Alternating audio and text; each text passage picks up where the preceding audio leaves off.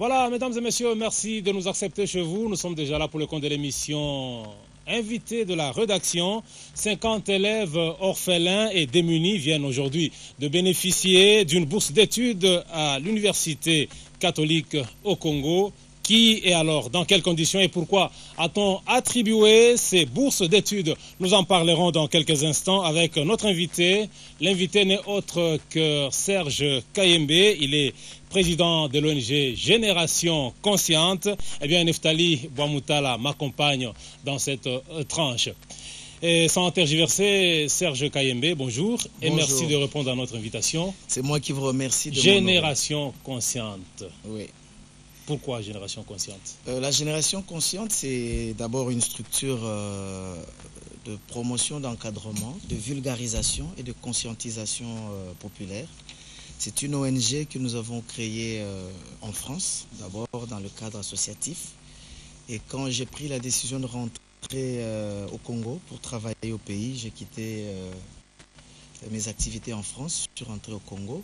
Nous avons démarré les activités il y a de cela 10 ans exactement à Kinshasa.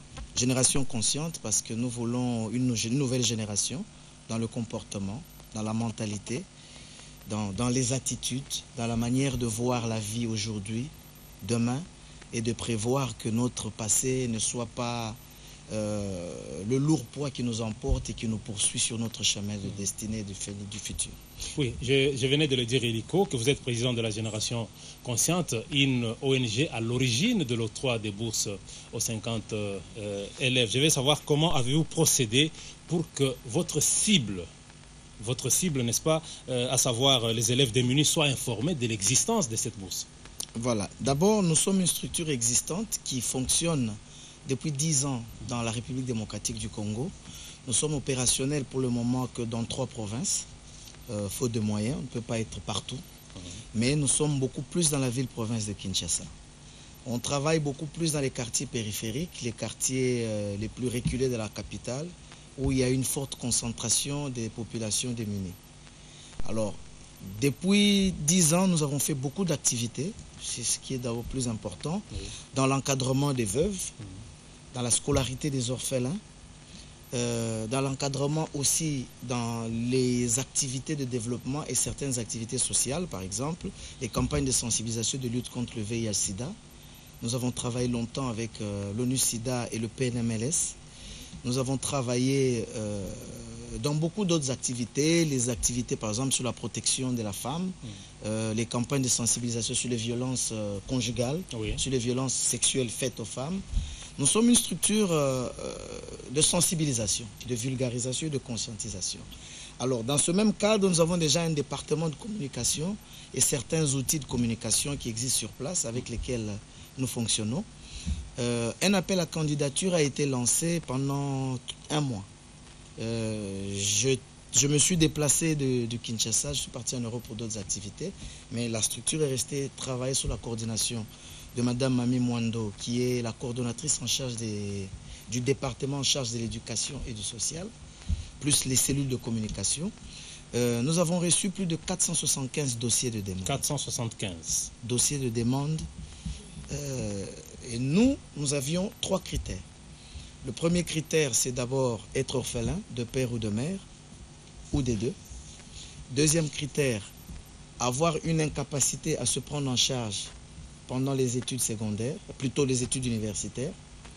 Et troisième condition, avoir un diplôme d'État ou un document qui certifie que vous êtes détenteur d'un diplôme d'État. Voilà les 3 conditions qui devaient permettre à un candidat d'avoir un dossier complet, en bonne et due forme, plus une lettre de motivation. Alors, un comité a été organisé avec l'appui des professeurs d'université, de l'université Cardinal Malula, l'université catholique. Nous avons choisi cette université parce que nous avons signé un contrat de partenariat et c'est une structure qui va nous accompagner du premier graduat jusqu'en 2e licence avec les 50 jeunes. Oui, oui, voilà, Neftali. Voilà, Profil. Parlons maintenant de l'attribution de cette bourse aux élèves démunis. Quelles sont les motivations qui vous ont poussé à octroyer la bourse aux élèves démunis? D'abord, moi-même personnellement, je suis un jeune qui a eu la chance d'avoir une bonne éducation, mais qui n'a pas vécu dans ma famille directe, qui a été envoyé par turbulence de jeunes dans les internats, chez des oncles. C'est là que j'ai vécu toute ma vie d'études. Alors, dans ces milieux, au Kasaï oriental, Kasaï occidental, dans le Katanga, un peu ici à Kinshasa, dans ces milieux de vie, j'ai été à la rencontre des personnes nécessiteuses. J'ai compris la vie, la difficulté de se prendre en charge. Et je me suis fait un vœu personnel. Si j'ai une possibilité de faire quelque chose, je vais concourir pour travailler et appuyer ce genre de personnes et faire ce que je pourrais, pas personnellement, mais avec l'appui des autres, de nos structures et des partenaires, pour arriver à créer des concepts. C'est ainsi que nous nous sommes dit, il y a l'importance de créer une nouvelle génération éducative. Pourquoi? Parce qu'il y a beaucoup de jeunes. On parle aujourd'hui des jeunes désœuvrés, on parle des chégués, on parle de tout ce qu'on veut. C'est parce que c'est des jeunes qui ne sont pas pris en compte, pas parce que les parents le veulent, mais parce qu'ils n'ont pas les moyens. Et pourquoi l'ICC? Pourquoi pas IFASIC? Pourquoi pas ISP? Pourquoi seulement ICC? Je vais vous faire rire. J'ai lancé le Festival international des étoiles, le FIET. C'est un festival qui existe depuis 10 ans, mais qui est une structure d'appui aussi de notre ONG. Parce que tout ce que nous faisons au festival, nous travaillons sur la promotion des thématiques de développement social et communautaire. Nous invitons des artistes, mais qui viennent pour la promotion, pour la vulgarisation. Alors, le thème de notre festival qui a eu lieu au mois d'août dernier, il y a 1 mois et demi, il y a 2 mois à peine, c'était l'éducation lumière du Congo de demain. C'était un appel de ce que nous prévoyons pour la rentrée universitaire. Nous avons eu des réactions sur base de toute la sensibilisation que nous avions faite. Il y a eu d'abord l'association d'élèves et parents du Congo qui est venue nous consulter. Nous avons échangé avec eux et ils ont été intéressés de nous accompagner dans nos projets.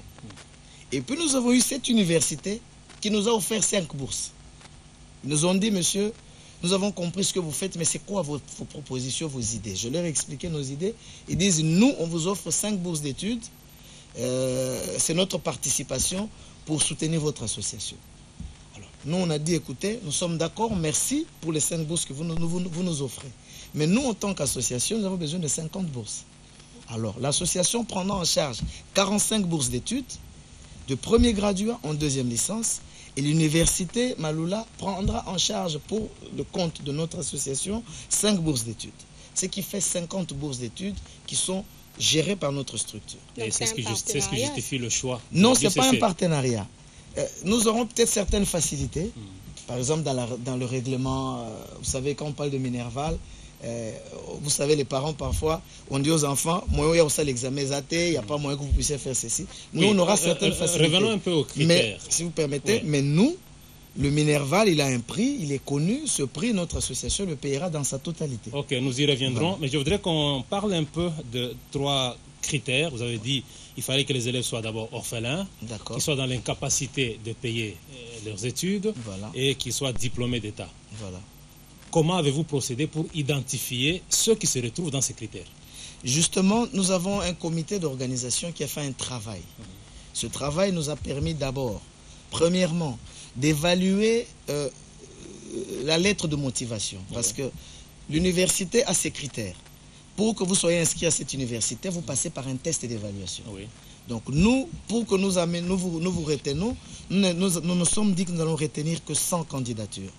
Et nous allions laisser à la disposition de cette université les 100 candidats. Et c'est sur base de ces 100 que 50 pourront émerger pour bénéficier de la bourse universitaire de l'espoir. Alors, au niveau de notre commission, qu'est-ce qui a été fait comme travail?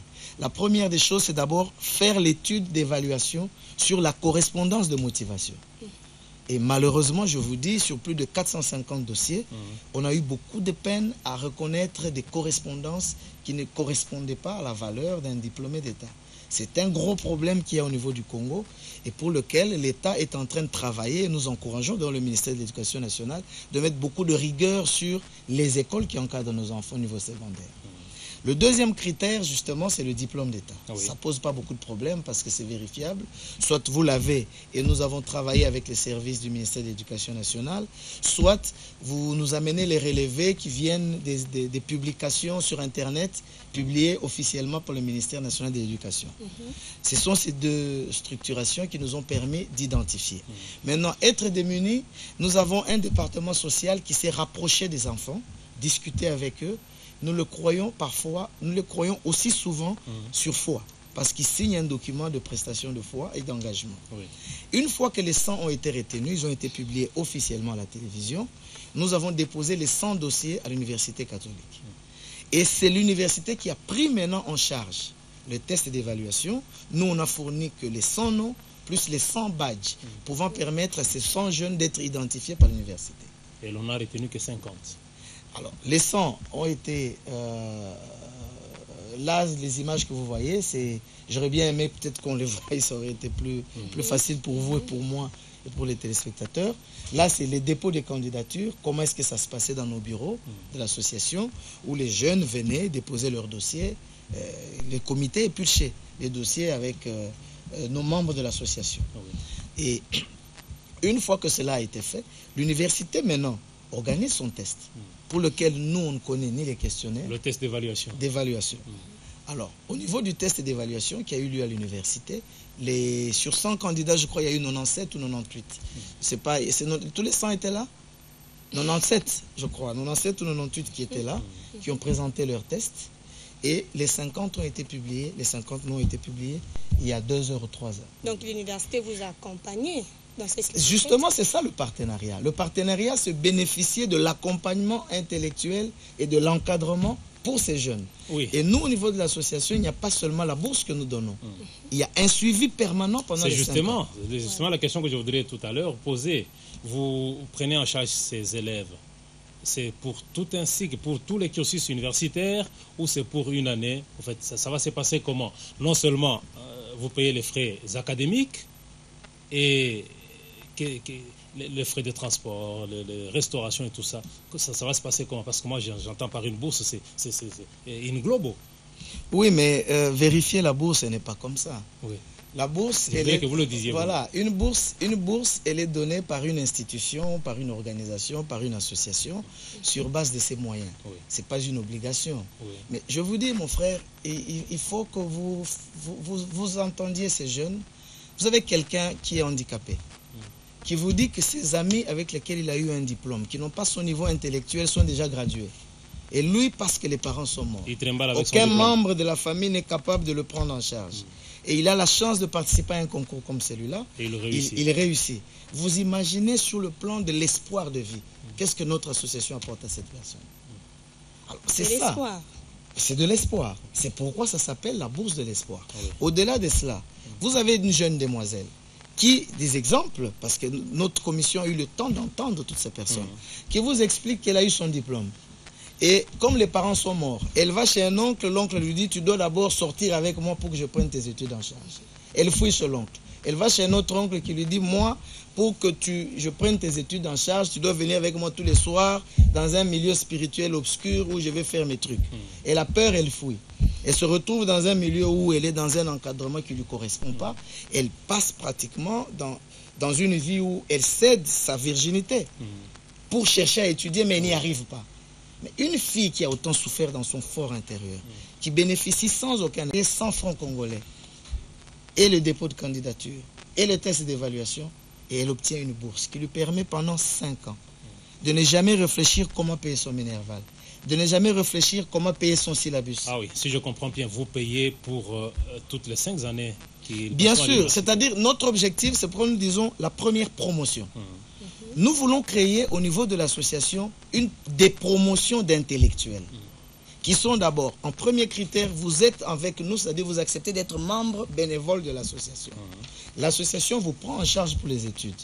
Mais il n'y a pas que ça. Nous allons vous accompagner à trouver un emploi. Nous allons vous accompagner à faire des formations. Nous allons vous accompagner à la fin de vos études à avoir un engagement professionnel qui vous permet aussi de contribuer pour les nouveaux qui viendront après vous. Oui. Est-ce que vous avez payé, honorable, vous avez payé intégralement le frais à l'UCC? Le Minerval ne se paye pas pour 5 ans, il se paye annuellement et par trimestre. C'est ce qu'elle veut dire. C'est Au moins pour cette année, vous avez payé intégralement. Vous pouvez vous rassurer, je solliciterai que votre caméra vienne ce lundi 20 à la rentrée universitaire.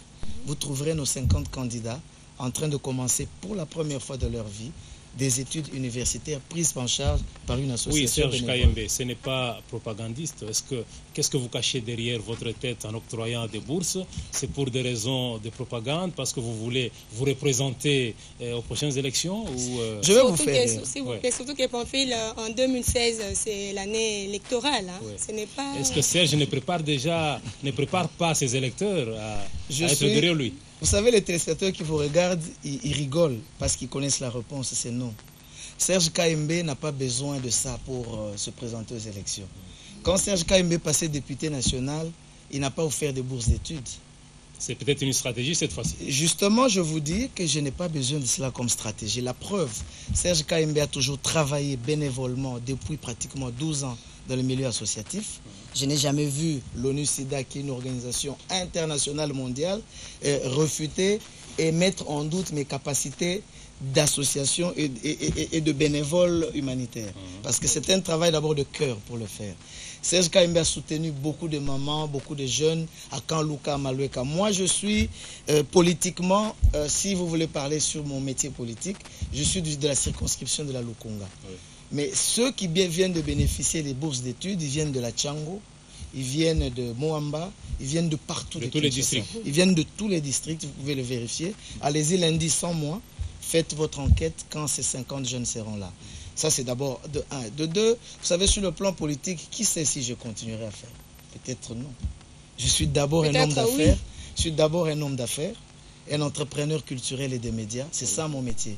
Je suis d'abord un homme d'affaires, entrepreneur culturel et des médias. Un ambitieux. Ambitieux, c'est vous-même qui mettez ce beau costume, qui faites un journal, c'est l'ambition qui vous a amené à le faire. N'est-ce pas? Je ne pense pas que vous allez me l'interdire. Et dites-nous, mais de toutes les façons, vous pensez vous représenter en 2016? Je ne sais pas, pour vous dire vrai. Pour vous dire vrai, je ne sais pas. Je suis quelqu'un qui a été sérieusement déçu par la politique. Je vous le dis sincèrement, je n'ai jamais parlé de politique depuis 2011.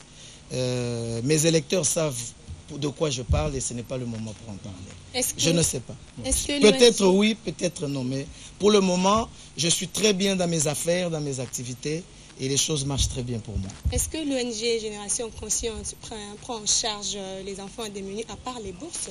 Est-ce que vous prenez en charge tous ces enfants-là démunis que vous avez choisis pour envoyer à l'université?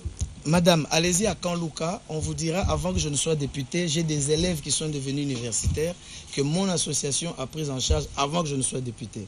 Allez-y à Malueka, à Sangamamba, il y a des femmes qui font des affaires aujourd'hui, qui sont des commerçantes, qui ont bénéficié des fonds de roulement de commerce, encadrés par notre association, qui aujourd'hui, avec ce que nous leur avons permis, ont permis à leurs enfants d'aller à l'école, à nourrir leur famille. Nous sommes d'abord des bénévoles. Il faut qu'au Congo, que les gens apprennent à différencier les intérêts politiques avec l'amour, la passion de ce que nous faisons dans nos vies. Quand Coluche a créé les Restos du Cœur, ce n'était qu'un simple comédien. Les gens ont cru qu'il le faisait pour qu'il gagne beaucoup de gens pour venir assister à ces spectacles. Mais aujourd'hui, Coluche est mort. Les Restos du Cœur ont continué. Toute la France aujourd'hui est restée dans la passion des Restos du Cœur. Et tout le monde chante cet homme parce qu'il a permis à la fin de chaque année que les démunis aient de quoi manger. Oui, Serge Kayembe, nous sommes là en train de voir le test d'évaluation qui a été organisé à l'UCC. Ils étaient 100, vous venez de le dire, 50 ont été retenus.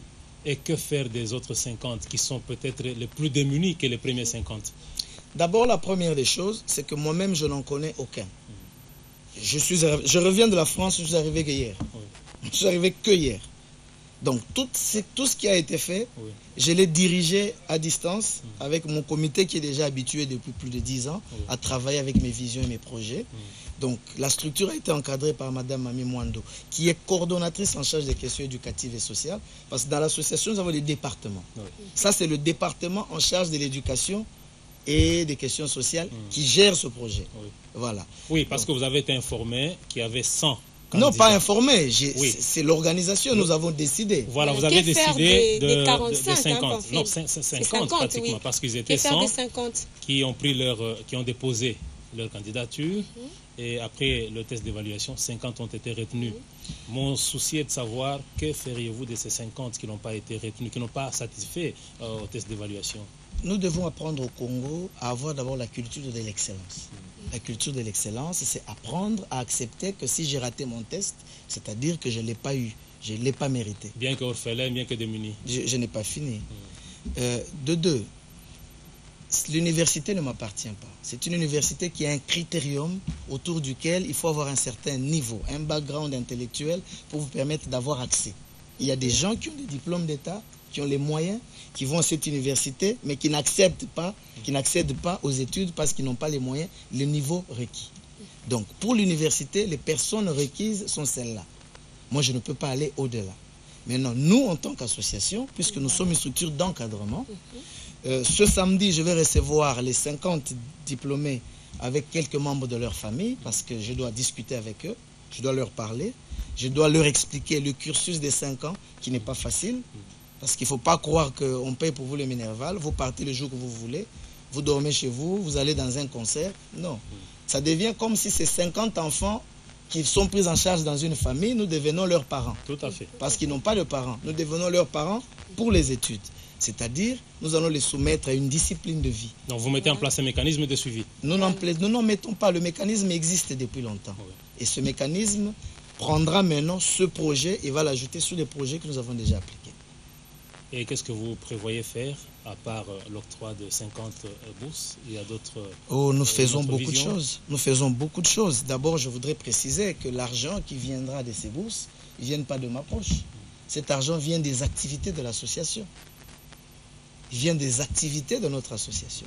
Et l'association, la Génération Consciente, a plusieurs activités. Nous avons le Festival Intention des Étoiles qui fait des spectacles avec des artistes qui viennent du monde entier. Les recettes que nous gagnons de ces spectacles, nous les transposons dans les activités sociales de développement. Parmi ces recettes, une partie a été envoyée dans la bourse d'études. Et nous avons aussi la sensibilisation que nous faisons dans la lutte contre la violence sexuelle faite aux femmes. Nous avions fait venir Madame Yvonne Chaka Chaka qui était venue de l'Afrique du Sud il y a une année, et beaucoup d'autres artistes qui viennent, des personnalités. Nous avons des ateliers, des symposiums que nous faisons. On a beaucoup d'activités de l'association. Dites-nous, est-ce que vous bénéficiez d'une assistance directe ou indirecte du gouvernement de la RDC? Malheureusement non, et nous insistons d'ailleurs, nous profitons de votre antenne pour nous adresser aux autorités du gouvernement, qu'il est important de prendre en compte les initiatives des organisations privées, des ONG, parce que nous regardons souvent qu'est-ce qui se passe. Dans vos journaux télévisés, moi je ne critique pas, je ne suis pas un saint, mais je dis seulement, on regarde dans les journaux télévisés souvent des ateliers, des symposiums, des conférences financées par des structures nationales et internationales qui sont organisées par certaines associations, mais à la fin, on ne voit jamais les retombées de tout ce qu'il en vient. Parce que les retombées d'un peuple, c'est quoi? Les retombées du peuple, c'est avoir, je reviens sur le plan associatif, quand vous êtes une association de développement, les retombées, c'est prendre des gens, les amener au champ, leur montrer que si vous cultivez, vous allez manger, les accompagner et qu'ils se rendent compte que ce que vous leur avez appris à payer, ils commencent à manger. C'est ça le travail des associations. Mais malheureusement, l'État doit mettre beaucoup de rigueur. D'abord dans l'octroi de ce qu'ils font, on ne sait pas par où ça passe. Nous sollicitons que l'on prenne aussi en compte ce que nous faisons. D'accord. Nous avons 10 ans. Non, c'est un appel. L'État fait beaucoup de choses, il soutient beaucoup de structures. Mais nous sollicitons que l'on prenne en compte aussi ce que nous faisons. Nous sommes une structure qui prend aujourd'hui 50 jeunes orphelins pour 5 ans d'études. Au-delà des études, nous les mettons en formation, en encadrement. Nous négocions avec les entreprises pour nous accompagner dans l'objectif, une fois les études terminées, qu'ils aient de l'emploi sûr. Voilà. Oui, dites-nous un peu comment ça s'est passé, la publication des résultats. C'était dans quelle ambiance? Je ne sais pas. Je ne sais pas s'il y a des images. Moi, je n'ai même pas vu. Si vous pouvez les mettre avec le son, je les découvrirai. Ça a eu lieu il y a 1 heure ou 2 heures. C'est il y a 16 heures, 15 heures. Il y a 2 heures que ça a eu lieu. Donc mon staff vient d'arriver, je le découvre. Ah, Voilà. Donc c'est un dossier. Ok, d'accord. Prochainement, nous allons revenir déjà le lundi. Nous allons envoyer notre équipe pour vérifier si réellement les 50... Mais il y a des images qui viennent d'arriver. Tout à fait. Nous allons en parler très prochainement parce que ce n'est pas la première, la dernière fois que vous êtes reçus. Mais toutefois, il y a notre équipe Neftali qui était sur place le jour de la publication des résultats. Je propose que nous puissions suivre quand même ce reportage. Si la régie est prête, si la régie est en complicité avec nous, que nous puissions suivre réellement la publication de ces résultats. Merci beaucoup. Nous, on est derrière ces gens qui sont déterminés. Mais pour l'instant, nous voulons aider nos réponses pour réussir pour le cours de l'histoire. Donc, si tu ne vois pas ton nom ici, il ne faut pas te dire que parce que Namoni Kombo Nanga était donc, honorable Serge KMB m'a abandonné. Non, non. On va voir au sein de l'ONG comment on peut vous aider d'une manière ou d'une autre. Donc, je félicite déjà ceux qui font partie des 50 parmi les 100 et j'encourage aussi ceux qui n'ont pas réussi. Voilà, merci. Il suit également les changements Bien sûr. À 20h, il y aura une émission qui sera faite avec des journalistes et journalistes. Merci beaucoup. On va afficher la page.